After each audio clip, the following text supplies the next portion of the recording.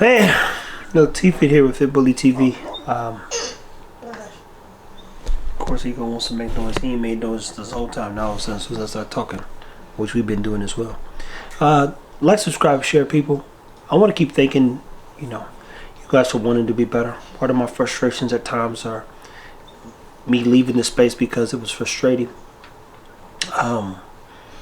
There's a video that we're going to do after this about how we got here, but let's talk real quick. And for those that are looking for mentorship and other opportunities to become either a better pet parent or even a better breeder, better dog owner, or training tactics specific to me, they want to be a part of a community that we're going to build. We're going to be dropping something in the next, realistically, few days that outline the opportunity you could participate in. And it's going to be, through our website, of course, My Dog Tools. But I'm about to grab a pup. Shut the door real quick. And the question that we keep getting at times is when to breed a female. Now, this is Hera, the girl that I'm keeping. Objectively, we will not breed her anytime soon. She probably won't even be touched until she's 3 years old because I want her to grow up and be great. The three things that you need to be prepared for. Potentially, your dog might need a C-section if it does not exercise and doesn't have the strength, let alone enough calcium to support doing what? Contractions. If it runs out of juice and you don't have a LRC or LCR, some type of drip, some drip, I can't think right now, to ensure that she can keep going, you got to rush to the emergency room. I'm going to tell you right now, our doctor on average charges $2,200 tops naturally for a C-section. It's $1,500 because I just take them in the day they do. I'll write some numbers down for you too. Get my notebook. Sit back down here so we can paint a picture. I'll use this thing here. Where do you think backyard breeding comes from, people? All the people objectively who don't care about the dog and what happens next. So you kind of leave the dog to the wayside. So let's say you have a 2-year-old female and she's going on 3. But we'll use 2. She's 2 years old at her next heat, which makes her 2.5. So she's 2.5 years old. Her next heat, this is her what? If she in my experience, if she's healthy, she should have 2 heats a year. So by now, this would be her 5th heat.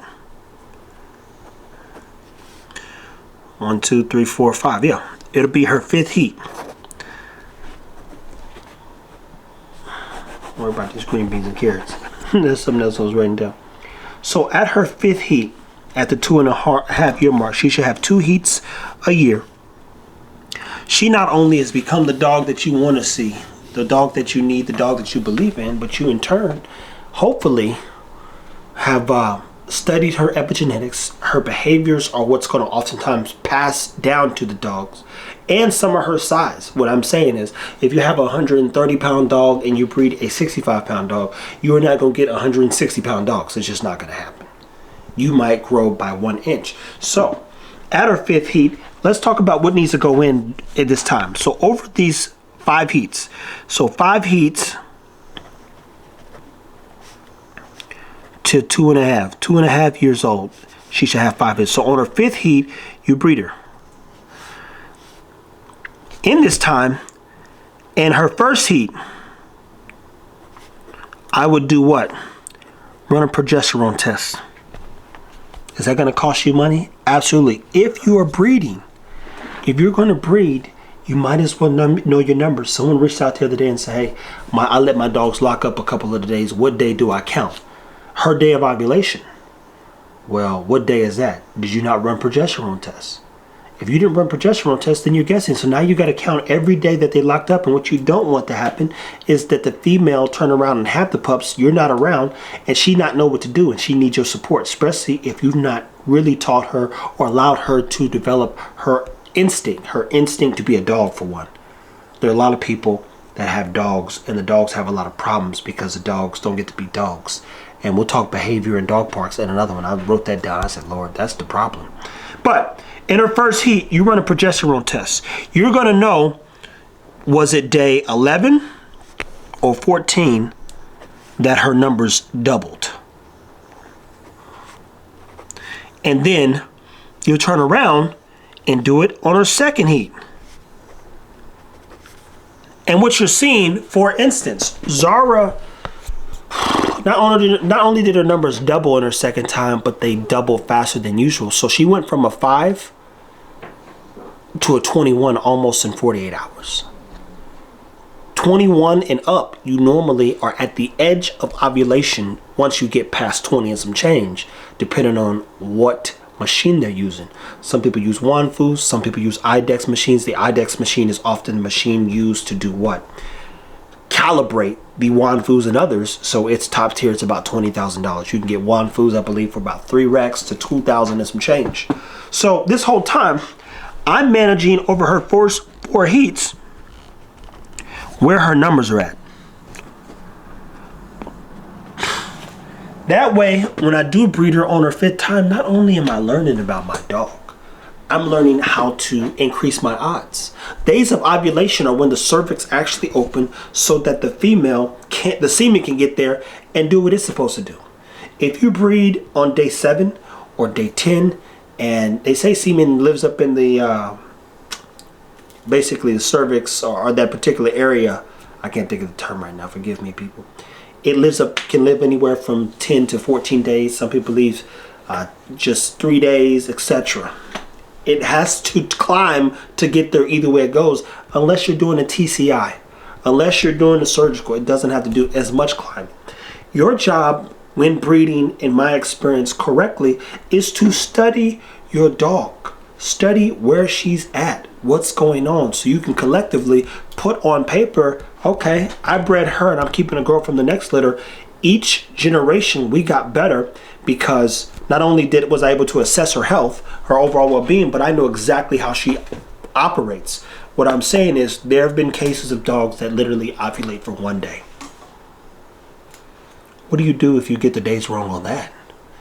We don't get the dog pregnant.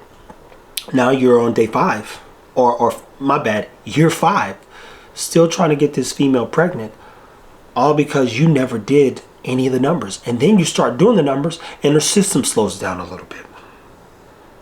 And by definitely year 8, some people they've bred dogs as late as 9 years old. The cycles normally slow down, and the body, as you know, ashes to ashes, dust to dust. She can't keep up with doing, being a mother and running all those, managing a litter even at that time. She don't want to. They start out depending on how active she's been as well. So, progesterone tests, and you can stay there, my friend, are, in my opinion, should be done years 1 through 2. In that time, you're seeing how her body works, okay? I went in at day 11. So how did I basically cut my costs? Zara's now been bred 3 times. I know exactly when to take her in and start her test. Her tests always start for me on day 11. I want to see where she's at. At day 11, she hit that, I think she hit that like the 1.5. And then the next time, guess what? She was at like 2.3. Then the next time, she was at 2s again. And then she doubled. And doubled and doubled. And every day, normally, the numbers double. The progesterone numbers double, which lets you know once you hit 5, the dog's body is beginning to ovulate. So 5 becomes a magic number. And when you hit the 5, you turn around and you say, oh, we need to get going. If you're driving to the stud, get to the stud. If you're having them ship semen, remember, semen that's been chilled or frozen needs to naturally unthaw at room temperature, and then boom, you blast them. You're going to lose 20 to 30% of all semen that you use as well. Food for thought there. A lot goes into this, people. I'm doing this because, again, a guy reached out. They say, hey, when should I breed my female? No earlier than the 3rd heat, which makes her 16 to 18 months old normally. We like 2 years. And then how many litters should my girl have? If you're doing it for money, then you're going to normally run at least 4 litters, because most registries will allow you to register up to 4 litters.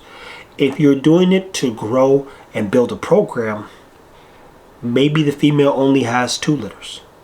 There are dogs who I say have to make the ultimate sacrifice, and that's having some kids. Excuse me. Zara was one of them. Amir is another who will have at least 3 litters. Everybody else more than likely will be one and done, because we either got it right or we got it wrong, but we don't want to continue to breed according like those lines. We want to get away from them as fast as possible. We're in a position now where we don't need to work with other people or build around an idea that's associated with anyone else other than our own. So one of the things we'll be studying, and remember, this costs until we get the machine. One of the things that we'll be studying over the next couple generations with our females is how and what they, how they bleed, how they function. Why is that important? We're 2 for 4 on a dog like Maya. That's over $5,000+ spent and no return on capital, which I projected. She only ever got pregnant when it was cooler seasons, and now we have our daughter who has a hooded vulva, and potentially, depending on how her hips are structured, could also be carrying some bacteria, which can slow down semen, and everything affects semen. Air affects it. Its vitality is affected by everything. So you say, what are some things we need to study to make sure we keep getting away from any of Maya's issues and that they're not being passed along? Everything, to say the least. We need to study what her daughter's progesterone numbers are at. Because I tell you this, I was so disappointed the first time, especially after we spent quite a bit of money on trying to get Maya pregnant, that I almost thought the doctors sabotaged ours. They're like, man, maybe these doctors did it. Maybe they was wrong. Because I come from the old school space where we, wipe and do some other stuff. And now that technology, it's always been there. But now that we're, all trying to be better, you go, well, she doubled here, she doubled there. And then the second time, when I drove her to Mizzou, mind you, ship semen the first time, do everything at Josie Pant Ranch, dog doesn't get pregnant. Talk about stressing a dog out, don't stress a dog out. I drove my 8 hours to Columbia, Missouri, from Dallas, Texas. They did a whole AI while we were there. And because it was a class, they were taking a day old time. She was panting, she was breathing heavy, she was struggling. And then you turn around and you go, okay, I got to drive her all the way back to Texas. Then wait 30 to 35 days to see if she got any kids in there. Not only did she have kids, but 4 of them didn't make it. Cleft palates, cleft lips. So we're operating at a loss already. Take her to Ego this time. Oh, matter of fact, we took her to Ego the first time. And even when she didn't get pregnant, the doctor said, pull up the stud. She goes, all his numbers were good. Took her to him a second time. Guess what? She took. I'm paying the money. We're doing the stuff right. We're running the numbers. And our job from a science standpoint, even though not all questions have been answered, is to move as fast as we can away from problems. She has more of a bulldog pass, which means she's a compilation of a respectfully bunch of bad ideas. And we want to better the idea, because she's not a bad dog. She's a good dog. She's a very good dog. She's loving. She's caring. You won't even notice her that she's there. She's a good dog. And that's what we're trying to make sure we foundationally do every time, is have some good dogs. If they don't know what the breed is, I want them to be good dogs, just like good humans. Be a better human. Doesn't mean you're always going to be perfect, but it means you can be better. Progesterone tests are important. If you're breeding a female, do as much homework as possible. We'll talk more about homework at another time. Dog development and what goes into the 2 years, that'll be on our site at some point. Things that I did do to sustain making sure she grows in a way here. physically, of course, and just stays healthy. I'm not God and anything can happen. Trust me, anything could go wrong, and most things that can go wrong will. Progesterone tests are important. Having access to a good stud and dealing with people who do good business, that's a whole nother thing. But we'll talk more about that. So, in turn, wait third heat or 2.5 at the 2-year mark. At the 2-year mark, I'll push it to the 5th heat, and that's where we will be moving forward. 5th heat. There's no rush because we're an educational company. In that time, we'll be collecting data. If you saw a video, Chris taught me how to take blood from a dog. I'll eventually buy the wand food machine so we can test and store as much information as possible on all of our females, run the numbers and see how they go as they grow. And then we'll continue to make sure over a course of time that our program gets better, our females get better, and most importantly that they stay healthy. So 4 litters if you're doing it for profit, 1-2 litters topped if you're building a program. 2 different perspectives, people. If you're building a program, you have to better the program, and bettering the program, you're bettering the business. The business itself has to grow. But if you're doing it for profit, and if you're the guy, well, I got these dogs, then it don't matter what the dogs look like objectively. I mean, you want them to look decent, but you go, I need her to do 4 litters because that might be how you live. We're trying to build something unique, so it's 1 and done, or 2 dogs, again, 2 breedings, and then up at top tier is 3. When we get to our female of females, then we'll turn around. And to say the least, that dog, unfortunately, will probably have to be bred 4 times. But it will be 4 times over 6 years. Her last breeding will more than likely be at a 6-year time frame. But we'll see what happens. Stay tuned. Take care of your dogs, people. Keep asking yourself the right questions. And don't rush the process. Dogs aren't going anywhere.